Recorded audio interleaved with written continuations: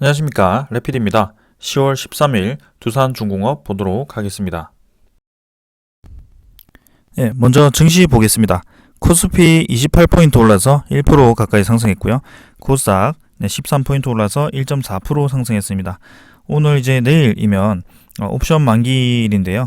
그 옵션 만기일 전에 이렇게 또 좋은 장으로 마무리를 한 것 같고요. 수급적으로는 사실 기관이 주로 코스피를 올렸고, 코스닥은 외국인이 이렇게 코스닥을 올린 것 같습니다. 그래서 이렇게 옵션 만기일 전에 플러스로 마감을 했다는 것은 옵션 만기일 당일에도 플러스로 마감할 가능성이 크다라고 저는 생각을 하고요. 이때까지 패턴이 그랬습니다. 옵션 만기일 전에 마이너스로 이렇게 증시가 좋지 않게 진행이 되었을 때는 옵션 만기일 당일에도 좋지 않은 움직임이 나왔었기 때문에 거기에 대해서도 좀 생각을 해야 될 것 같고요. 내일도 조금은 좋은 방향으로 진행이 될 것 같습니다. 자, 그래서 코스피 코스닥 지금 최근에 분위기 굉장히 좋지 않았는데요. 그래도 반등이 좀 나와서 다행이라고 생각합니다.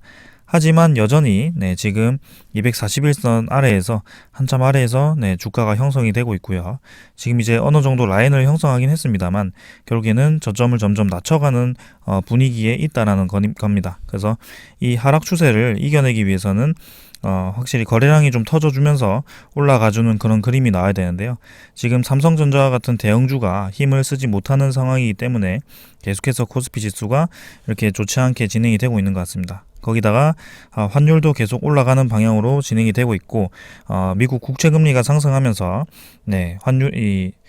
금리 인상이 진행되게 되었을 때는 결국에는 코스피 지수, 코스닥 지수가 그 미국 증시에 대비해서 좀 메리트가 떨어지기 때문에 외국인 투자자 위주로 매도가 나올 가능성이 큽니다. 그래서 실제로 외국인 이탈이 진행이 되고 있고요. 지금 이탈이 되었을 때 그대로 들어오지 않고 계속 이제 대형주 위주로 매도를 해 나가는 그런 움직임이 관측이 되고 있습니다. 실제로 증시 분위기가 죽었다라는 것이 거래량을 통해서 확인이 됩니다. 이제는 이렇게 이 기준선 이상으로 터져주는 날이 없고요. 계속해서 이제 하락으로 진행이 되면서 거래량도 좀 죽어 있는 그런 움직임이 보이네요. 자, 그 다음 투자자는 기관 투자자가 이렇게 7,700억 정도 매수를 해줬는데요. 내일도 얼마나 매수를 해줄지 좀 지켜보겠습니다. 하지만 이렇게 1조 가까이 매수를 했더라도 결국에는 또 이렇게 대량 매도를 금방 해버리는 기관 투자자이기 때문에 좀 더 시간을 두고 보는 것이 중요할 것 같고요.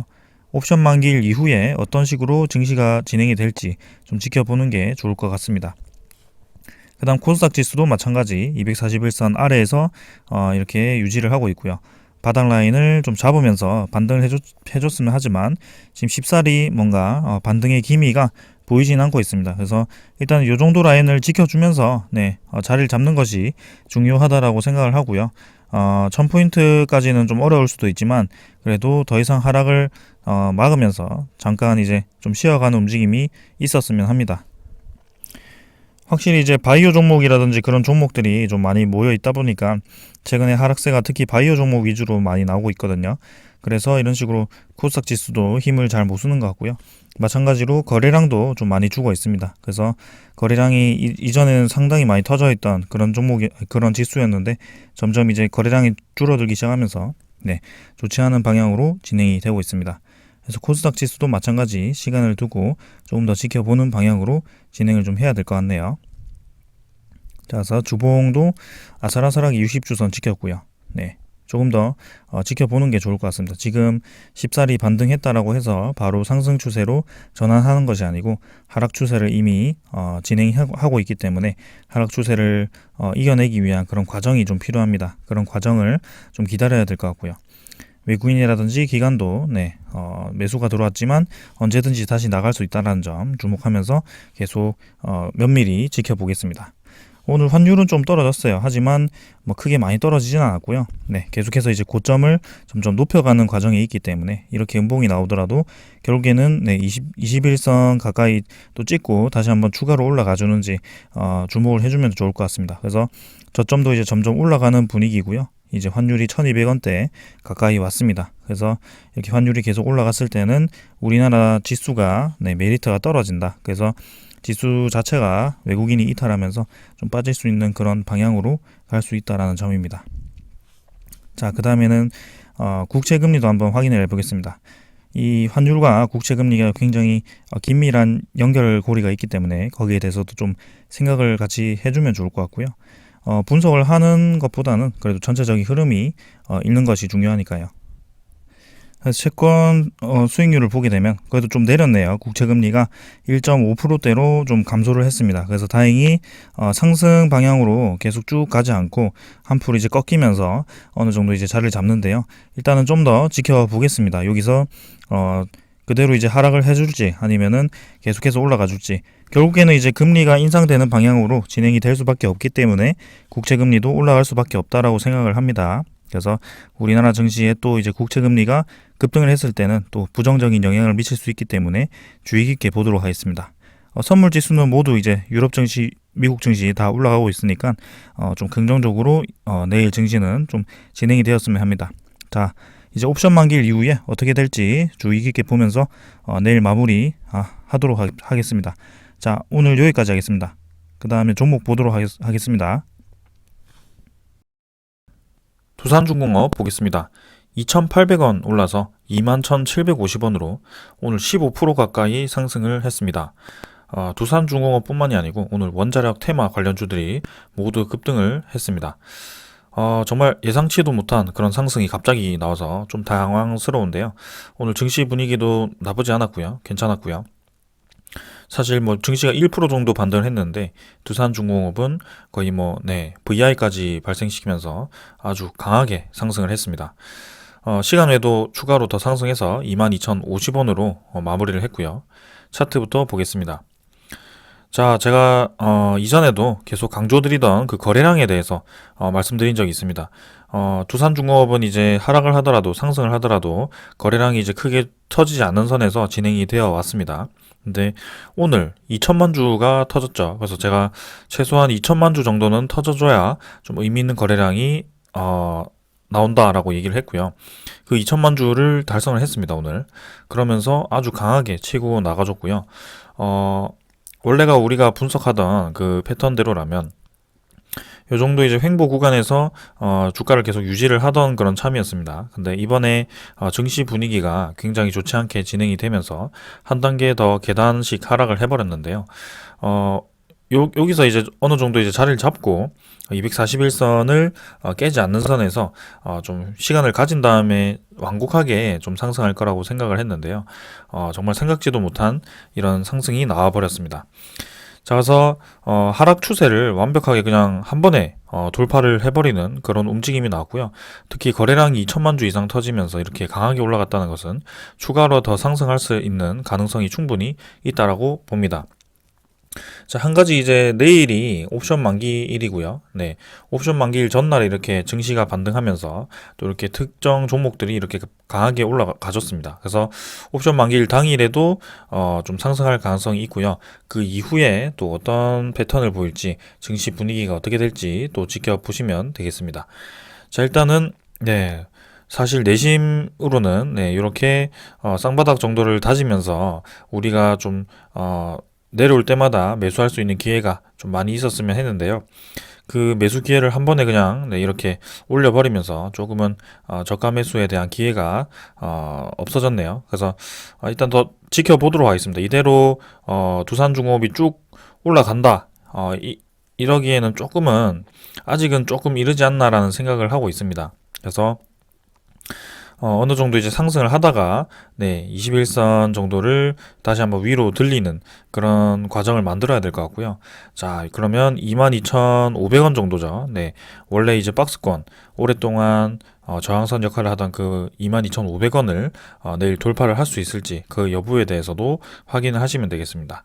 예를 들어서 이제 내일 진행을 하더라도 만약에 상승 시작을 해가지고 쭉 올라가다가 이제 윗꼬리를 달면서 이런 식으로 이제 눌러지는 형태로 되었을 때는 조금 더 이제 요 저항선 부근에서 좀 자리를 잡으면서 진행할 가능성도 있고요. 만약에 한 번에 이렇게 쭉 돌파를 해버린다면 이 오랫동안의 저항선이 돌파가 되는 거기 때문에 두산중공업이 바로 우리가 기다려오던 그 시작을 할 수도 있을 것 같습니다. 그래서 최근에 원자력에 대해서 계속 인지도가 좋아지고 관심도가 커지는 그런 상황이었는데요. 지금 확실히 관심을 다시 한번 받기 시작한 것 같습니다. 오늘 상승분은 이전에 두산중공업이 강하게 올라갈 때 그 느낌이 확실히 들었고요. 자, 이때도 한번 거래량이 빵 터지면서 올라가기 시작하니까 점점 이제 거래량이 증가합니다. 그러면서 매일매일 급등을 해버리는데요. 이렇게까지 네, 계속 올라가진 않을 거고요. 지금 당장은 지금 오늘 상승은 분명히 의미가 있습니다만 아직까지는 네, 원자력에 대한 그런 테마들이 확실하게 반등하기에는 조금은 무리가 있지 않나라는 생각을 합니다. 그래서 이 22,500원에 대해서 좀 주시를 할 거고요. 내일 여기를 만약에 넘어가 준다면 그래도 그 다음 레벨 네, 27,000원까지도 좀 가능할 수도 있겠다. 뭐 그런 생각을 해보겠습니다. 자, 그래서 오늘 상승, 네, 굉장히 흐름 괜찮았고요. 증시 분위기는 여전히 이제 하락 추세에 진입해 있기 때문에 아직 뭔가 속단하기에는 이릅니다. 그래서 두산중공업이 이렇게 강하게 올라줘서 괜찮지만 그래도 한편으로는 경계를 계속 하시면서 진행을 하면 될 것 같고요. 네, 주봉이라든지 월봉이 한순간에 그냥 네, 긍정적으로 바뀌었죠. 그래서 아래 꼬리 달고 월봉이 이제 양봉으로 바뀌었고요. 결국에는 120 월봉선 다시 한번 지지를 해주면서 위로 올라가는 모습입니다. 자, 분명히 이제 거래량이 계속 줄어들면서 네, 하락을 했었는데요. 이번 달 말까지 또 어떻게 거래량이 터질지, 그 다음에 11월 달에 또 어떤 거래량이 터질지 주목을 좀 해보시면 될 것 같습니다. 두산중공업이 항상 올라갈 때는 이렇게 월 거래량이 증가를 하면서 진행을 하기 때문에 이 월 거래량도 주목을 해보시면 좋을 것 같고요. 그 다음에 투자자를 보았을 때는 확실히 네, 외국인이 매수를 해주긴 했습니다만 결국에는 이렇게 기관이 대량 매수를 해주었을 때 두산중공업이 강하게 올라가는 경향이 있다라는 겁니다. 제가 벌써 이제 두산중공업을 리뷰를 시작한 지 거의 1년 가까이가 되었습니다. 유상증자 대규모로 시작할 때 한참 적자를 가지고 있을 때 재무 개선 진행 중일 때 그때부터 두산중공업 리뷰를 시작을 했었는데요. 두산중공업이 지금 개선되는 과정을 1년 동안 여러분들께 지속적으로 알려드리고 있고 지금도 미래의 성장성, 그 가치에 대해서 계속 발굴을 하고 말씀드리면서 이렇게 이끌어오고 있습니다. 자, 거기에 대해서 지금 네, 이렇게 좋은 결과가 또 나온 것 같고요. 계속해서 이렇게 올라갔으면 좋겠지만 아직까지는 네, 조금 더 시간이 필요하다라는 점 네, 잠깐 이제 얘기가 샜는데 아무튼 네, 기관 투자자가 이렇게 매수를 해주면서 보험, 투신, 그 다음에 연기금, 특히 연기금이 오늘 많이 매수를 했습니다. 자, 이게 이제 한 가지 주목해야 될 점은 내일이 옵션 만기일이라고 했습니다. 그 옵션 만기일 때문에 이렇게 의무적으로 뭔가 투자자들이 매수가 들어왔는지 또 살펴봐야 됩니다. 옵션 만기일까지는 상승을 할 수도 있지만 그 다음 날에 혹시 옵션 만기 때문에 의무적으로 들어온 수량이라면 또 다음 날에 이제 매도가 나올 수도 있기 때문에 그 수량에 대해서 체크를 해보시는 것도 좋고요. 이렇게 연기금이 대량으로 들어왔다는 것은 일단 그래도 긍정적입니다. 계속해서 네, 이전에도 전체적인 추세는 플러스로 매수로 계속 접근을 해왔었고 특히 연기금 같은 경우는 뭔가 단타성으로 들어온 것이 아니고 중장기적으로 보고 들어오는 세력이기 때문에 충분히 두산중공업에 대해서 미래가 밝다라고 알려주는 것 같고요. 이전에도 5% 가까이 네, 수급이 지분을 가지고 있었는데요. 이미 이제 6% 이상이 되었지 않을까라는 생각을 합니다. 자, 그래서 외국인 투자자도 매수를 해줬고 오늘 수급은 굉장히 좋았습니다. 자, 증시는 이 정도로 보고요. 공매도 잔고 한번 확인을 해보도록 하겠습니다. 두산중공업의 공매도 잔고입니다. 공매도 잔고가 지금 네, 줄어들고 있습니다. 결국에는 10월 8일 기준으로 560만 주 가까이 네, 이렇게 되었고요. 오늘 이제 거래량이 또 100만 주입니다. 공매도 거래량이 100만 주. 전체 거래량 2천만 주 대비 100만 주 정도면 한 거래량이 5% 정도네요. 네. 공매도 비율이 그래도 이렇게 거래량이 많은 것에 비해서 적은 편은 아니었습니다. 그래서 100만 주 가까이 공매도 거래가 진행이 되었는데요. 자, 이 잔고에 대해서 어떻게 변화를 할지 오늘 뭔가 쇼커버링에서 올라간 것인지 좀 궁금하네요. 아무튼 이렇게 상승이 나왔다라는 점. 네. 그래서 공매도 잔고도 네, 피크를 찍고 점점 이제 줄어드는 방향으로 진행이 되고 있는데 여기에 대해서도 좀 보면 좋을 것 같습니다. 그 다음에는 네, 두산중공업의 대차장구 한번 확인해 보겠습니다. 대차장구 같은 경우도 뭐 크게 변화가 없었어요. 네, 계속해서 이제 2,200만 주, 2,300만 주 왔다 갔다 하면서 진행이 되고 있고요. 오늘자 대차장구는 아직 뭐 나오진 않았습니다. 그래서 좀 더 시간을 두고 보도록 하고요. 공매도 잔고는 줄어들고 있고 대차장구는 뭐 거의 유지하는 것으로 보입니다. 뭐 그래서 크게 뭐 문제 없이 진행이 되고 있다는 점. 그 다음에는 외국인 추정 물량은 117만 주에서 120만 주 정도로 이제 외국인 보유율이 9.7%로 또 상승을 해줬죠. 그래서 어제는 좀 매도를 했습니다만 오늘 또 대량 매수를 해주면서 이렇게 두산중공업이 올라갔고요. 하지만 두산중공업의 주로 가격을 올리는데 들어가는 그 수급은 기간 수급입니다. 그래서 그 기간 수급을 항상 이제 주목을 하면서 보시면 좋을 것 같습니다.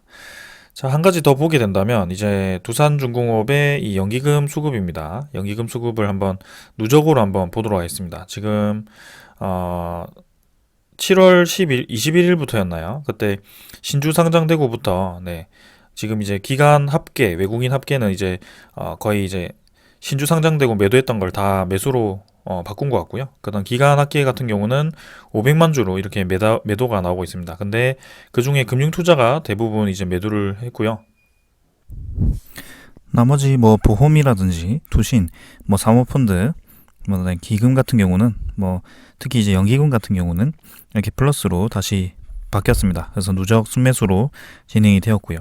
그러니까 이제는 네, 신주 상장 이후에 이 매매들이 기관 투자자들은 금융 투자를 제외하고는 대부분 이제 매수로 전환이 되었고요.